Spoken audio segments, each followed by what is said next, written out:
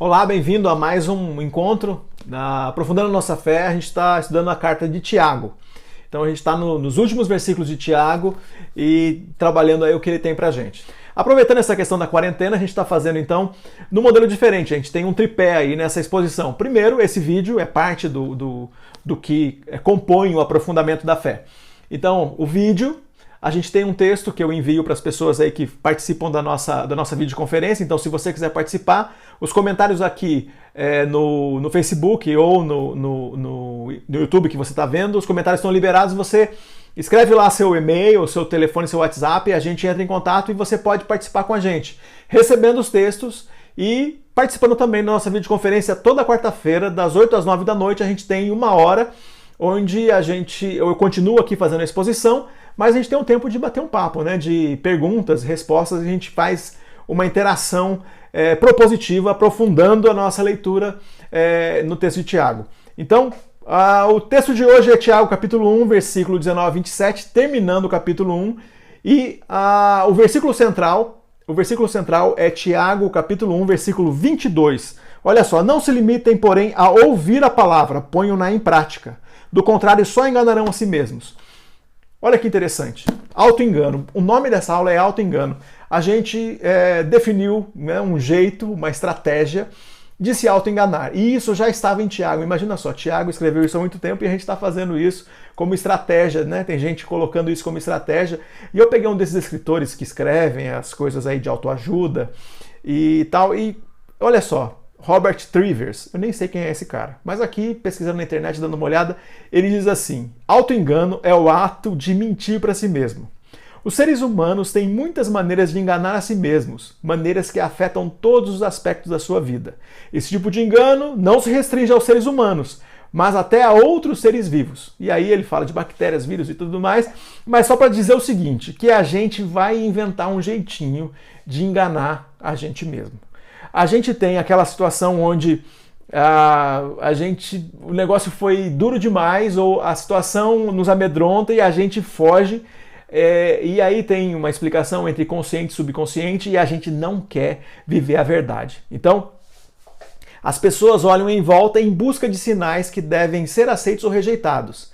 E a atenção, juntamente com a memória, que nos permite resgatar aquela informação necessária para a nossa vida, onde nós rejeitamos aquilo que não nos interessa, ou seja, nós negamos até aquilo que nós vemos. Então tem gente que está vivendo uma estratégia de vida, escolheu viver uma estratégia de auto-engano.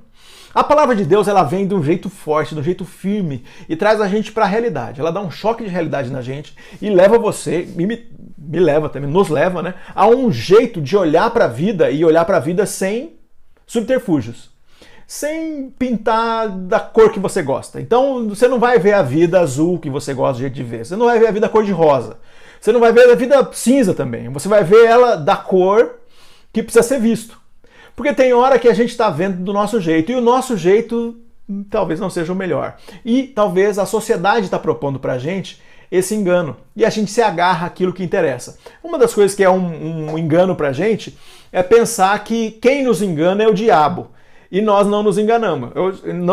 E por isso que eu estou colocando aqui o auto-engano. Na verdade, como eu disse para vocês na outra aula, o diabo nem é mencionado no capítulo 1. Eu fico falando dele, não sei porquê. Aliás, eu sei porquê. Eu gostaria de botar a culpa em alguém. Eu sou humano. Eu queria pôr a culpa em alguém. E sempre que a gente quer pôr a culpa em alguém, a gente faz isso. Mas vamos lá. A gente não pode também dissociar o inimigo das nossas almas aqui desse texto. Porque o contexto de Tiago são os evangelhos. O contexto de Tiago é o Novo Testamento, e o contexto do Novo Testamento é o Antigo Testamento. E esse contexto, então, como um todo, é entregue a nós e a gente faz uma leitura do todo e não só da parte. Então, o capítulo 1 nem menciona o diabo, mas ele está aí como inimigo das nossas almas. O problema é que nós enganamos nosso próprio coração, como diz o versículo 22. Então, ser um cristão que peca porque foi enganado ou caiu na tentação de Satanás é uma coisa, mas outra coisa é o cristão que engana a si mesmo. Então ele está tratando nesse lugar daquilo que é culpa nossa, aquilo que a gente tem a ver, aquilo que a gente tenta botar a culpa em alguém ou tenta achar um jeitinho de racionalizar aquilo que fazemos, né? Racionalizar eu sei o que é certo, mas eu racionalizo, eu encontro uma boa desculpa para não fazer o que é certo, ou para fazer alguma outra coisa, ou seguir por um outro caminho que não é o caminho segundo a palavra de Deus. Então, o Tiago então propõe alguma coisa para a gente fugir do auto-engano, para a gente parar com o auto-engano, para a gente romper com esse modelo. E ele propõe então a gente reconhecer a palavra. Reconhecer então a palavra, a direção que ela dá. Primeiro, uma vez que a gente reconhece a palavra, olhando para o que ela nos traz, então a gente tem que estar pronto para ouvir. Então, o pronto para ouvir, então aquele que tem ouvidos para ouvir, ouça, né? Isso é dito em textos, inclusive nos evangelhos, Apocalipse. Então, a gente tem que estar pronto para ouvir. Eu sei que a gente está sempre pronto para falar, né? A proposta aqui é para a gente estar pronto para ouvir. É um outro caminho, é um outro jeito. É tardio para falar e tardio para se irar. Então, ele joga para esse campo e fala da gente ter um coração preparado. O coração preparado o preparo é no sentido de preparar como se prepara um jardim, como se prepara uma horta. Você prepara a terra porque vai receber a semente. Então, o tardio para falar e o tardio para se irar e o preparado para ouvir significa preparado como quem prepara o chão, como quem prepara o chão do chão da vida, o chão do coração para receber a palavra de Deus. Porque a palavra de Deus é alguma coisa que, como uma semente, entra e ela nasce no sentido de dar vida, de trazer vida, de dar fruto, de produzir fruto. E então aquilo que vem é como se fosse a semente. E então tem uma associação direta com a parábola do semeador. Para você que conhece um pouco mais a palavra, tem uma parábola de Jesus que chama a parábola do semeador, e essa parábola está conectada com essa palavra aqui no original. Então, só que ele leva a gente para preparar o coração para receber a palavra, mas não é só receber e recebe a palavra e beleza. Aliás, ele bate muito forte nesse negócio de parecer que é e não ser. Uma coisa que é interessante ele fala da verdadeira religião. Quando ele fala da verdadeira religião, ele não está querendo dizer que a religião como prática ela é aceita. Ele está dizendo o seguinte, que religião ele vem para um campo de que as pessoas consideram a religião como um templo, ir a um templo, como algumas práticas que conectam a gente à religião, depender de um sacerdote, ter um horário e tudo mais. Ele está falando, isso aí esquece. O que é importante é outra coisa. Vou chegar lá. Mas ele fala que o ouvir, então olha só, o que é prática comum de religioso é você ouvir.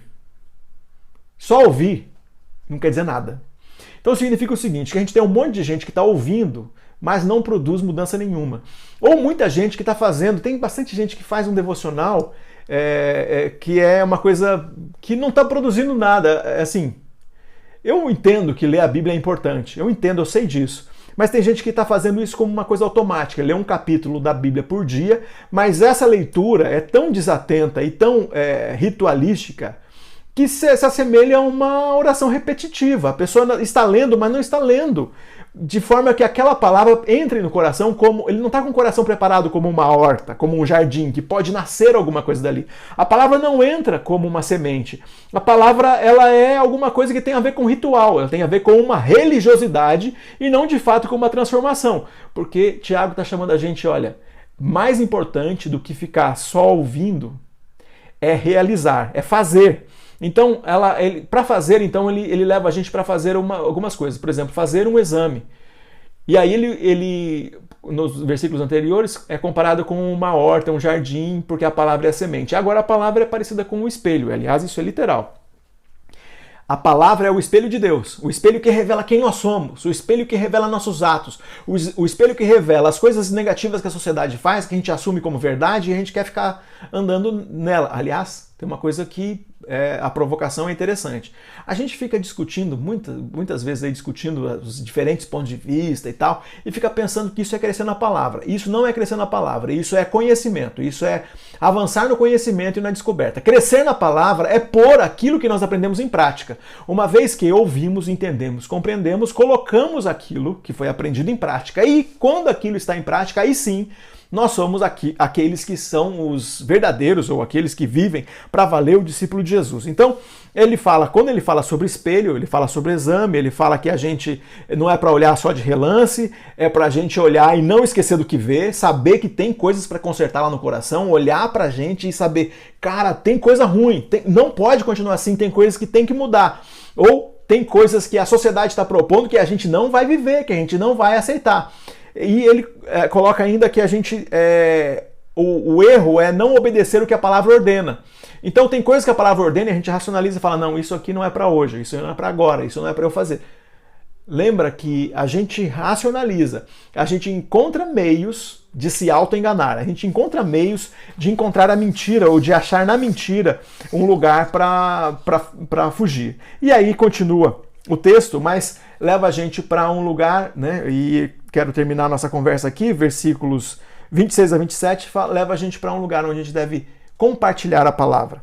Olha, compartilhar a palavra é uma coisa que ela deve ser feita na hora que a gente fala, pelo que faz, e na separação daquilo que a sociedade faz, que representa um ataque àquilo que a fé cristã representa. Então a gente separa disso. Eu falo assim, isso aqui, não, cara, eu quero viver nesse mundo, eu faço parte desse mundo, mas disso eu não posso fazer parte. Isso aqui é um ataque àquilo que Deus chamou a gente para fazer. Isso é anti-Deus. Isso é anti-Cristo. Isso é fora da vontade de Deus. Isso é contra a palavra de Deus. Isso é um crime. Isso é um crime à palavra de Deus. Olha, isso pode estar dentro da lei. Isso a lei do nosso país pode estar dizendo faça. Mas isso está fora da vontade de Deus. Isso eu não aceito, isso eu não farei. Então que você seja encontrado falando, servindo e separado do sistema anti-Deus, anti-Cristo que tem nesse mundo. É muito assunto, o tema é profundo. A gente continua a nossa conversa então nessa quarta-feira às 20 horas, das 20 às 21, uma conversa então aprofundando a nossa fé na carta de Tiago, encerrando o capítulo 1. Até lá!